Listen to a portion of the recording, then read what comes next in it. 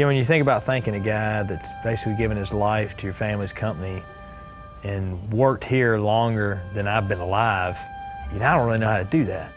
40 years of working with my grandfather, my dad, and now me. And what he stands for is what I hope my kids one day will grow up and be.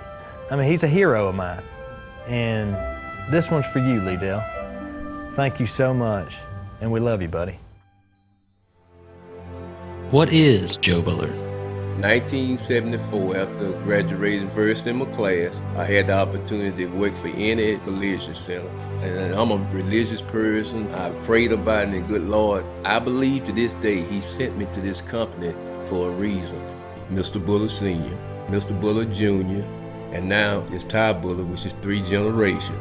This September I'll be 61 years old. But I feel just like day one when I started working here. I enjoy coming to work. I never give up on anything, and like I say, you can tell by how long I've been out here, how long I've been married. I always tell my wife, I've been married for 39 years. I tell her I was married to this job 1 year longer than I've been married to you, and she gets a kick out of this. I am Lee Dell Scarborough Sr., and I am Joe Bullard. This is Joe Bullard.